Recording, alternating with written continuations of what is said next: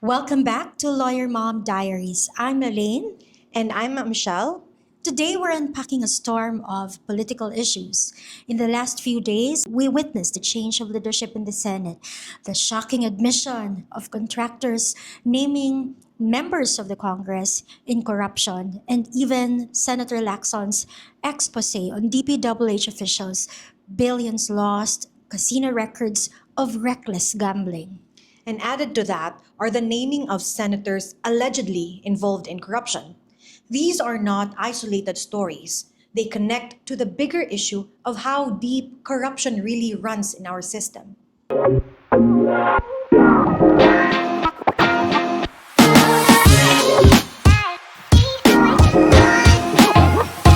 Let's start with the first big issue. Last Monday, the sudden change of leadership in the Senate happened. We've seen the senators replaced Escudero with now Senate President Soto.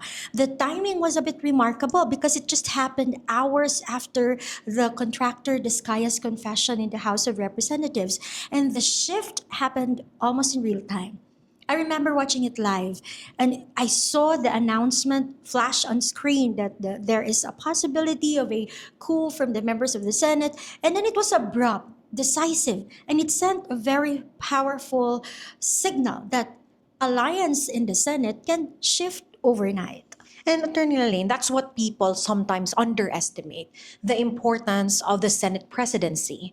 It's not a ceremonial position, it's one of the most powerful offices in the country. In fact, the Senate President is third in line to the presidency right after the Vice President. Exactly, Shal. That's why so many wanted to become a Senate President. And the Senate President has the power to set the legislative agenda. That means deciding what bills are we going to prioritize, which resolution shall be debated upon or later on, and which measures are left to gather like dust. Office of the Senate President somewhat like controls committee chairmanship, and we know committee leadership were now shuffled after the change in leadership in the Senate. Take the Blue Ribbon Committee, Attorney Lalaine, as an example. Yes, the Blue Ribbon We saw Committee. Marcoleta lose his chairmanship, replaced by Ping Lacson after the leadership shift. That was not just a change in seating arrangement, that was a strategic move with real implications. The Blue Ribbon is the body that digs deep into anomalies, calls officials to account, and often uncovers the truth behind major scandals. Whoever controls it wields tremendous influence. And I think I've heard that just a few hours ago, Michelle, that there was also a change in leadership in the Committee on Health from former Senator Bongo now with Senator Risa Hontiveros. So here's the bigger picture. Senate investigations historically have been powerful tools for uncovering corruption. I remember before there was this PDAF scam, there was an investigation. There was this during the time of the President Arroyo, the NBN CTE scandal. There was also the fertilizer fund bust. All of these exposed because the Senate flexed its investigative powers. The Senate President can either encourage this work or quietly stifle it. Which is why, Attorney Lalaine, this leadership change, it's so crucial, especially now. If the new leadership leans toward protecting allies, expect corruption exposés to fade into silence. But if the Senate wants to assert its independence and even proceeds with an investigation, despite the fact that fellow senators are involved, we may actually see more accountability, more hearings, and possibly stronger legislative safeguards against abuse. Because the bottom line in all of these, Shal, is that the Senate presidency isn't just about prestige. It's about whether the Senate will fulfill its constitutional role as a check and balance or simply become another shield for the powerful in this political climate, with confessions already given, the exposés, and in fact, senators were already named and implicated. The direction of the Senate takes under its new leadership will affect not just politics, but the very integrity of the institution itself. But now, Attorney Lalaine, let's move now to Contractor Discaya's confession. He openly admitted paying off members of Congress. And this was not just a vague statement, it was an extrajudicial admission with a very detailed list of those allegedly involved. And while many of us might have suspected corruption all along, this confession really hit differently because it named very big, powerful personalities. Yeah, that's true, Shal. I was listening when they did, when they were reading the affidavit, and some of the names on the list were, of course, no surprise, but others I honestly did not expect to see, and that raises the biggest question: will the confession, because they were so detailed in naming those who are involved, finally lead? Will this confession finally lead to cases being filed and officials being held accountable? Or is it just another familiar cycle of outrage today and silence tomorrow? And another thing, Attorney Lane, Senator Ping Lacson's revelations about DPWH officials are just staggering. Billions lost, projects riddled with anomalies, and even casino records showing massive gambling losses. Yes, I saw the photos of money in the table shell. It was so disturbing, and it paints a picture of officials living way beyond their lawful means while roads, bridges, and classrooms remain unfinished, and many Filipinos suffer. And now, senators themselves, or some, I think, senators were even implicated. This corrodes trust in the very institution meant to safeguard public funds. And that's the painful part for us mothers. True. Corruption has been so normalized that it almost feels like background noise. We keep telling our kids, do not cheat, do not steal, always be honest. But then they turn on the TV or scroll online and they see their leaders modeling the exact opposite behavior. Yes, that's so disturbing. And in fact, I want to share something yesterday.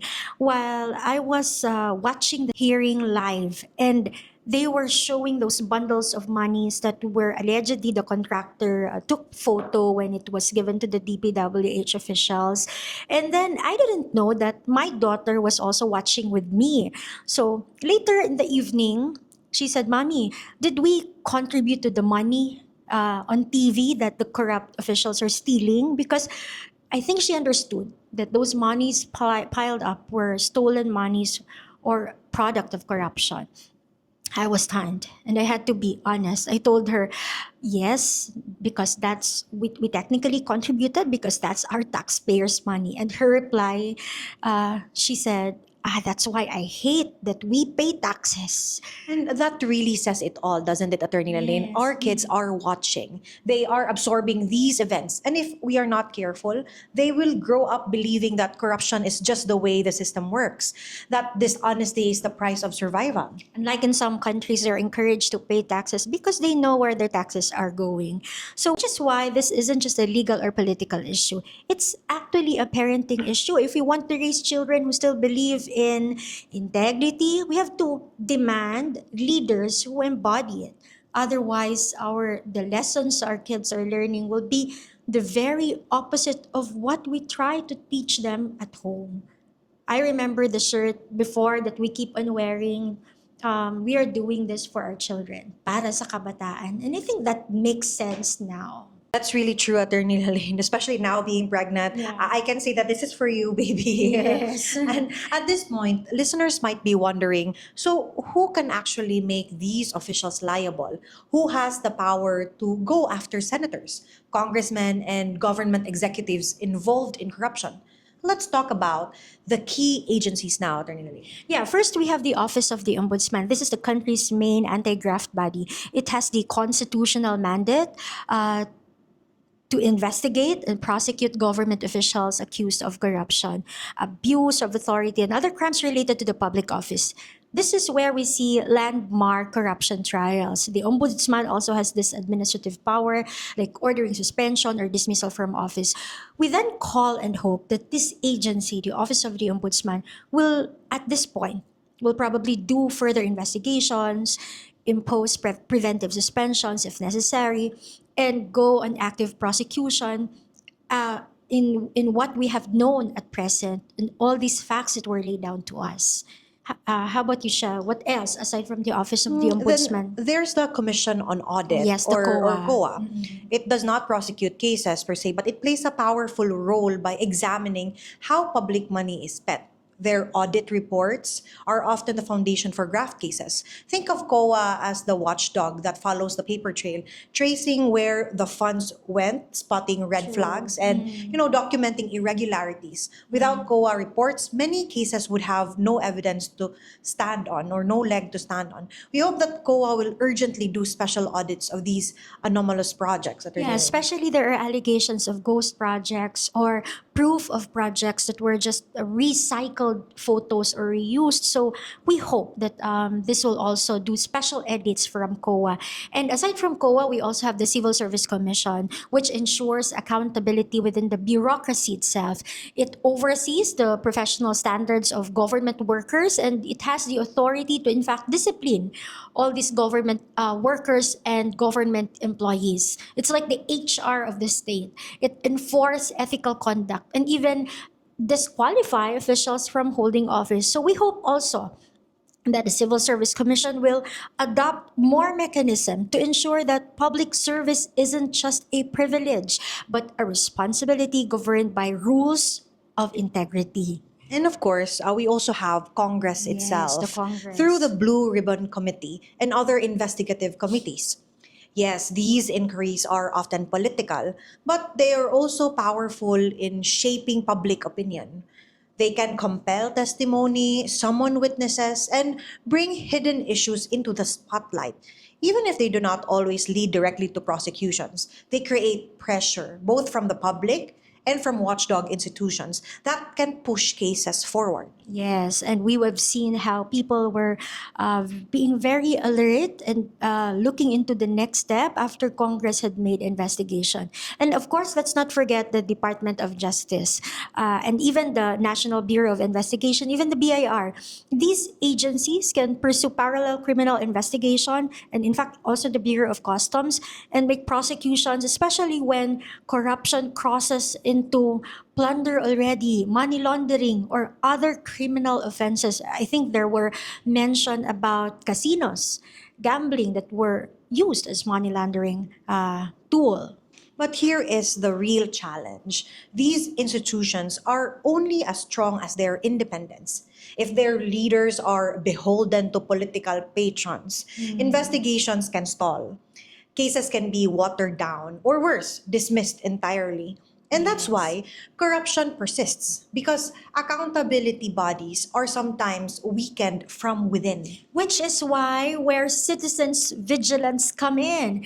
These agencies work best when the public demands action. Transparency, media coverage, civil society organizations, they all help ensure that these government agencies don't just go through the motions, but actually they follow through.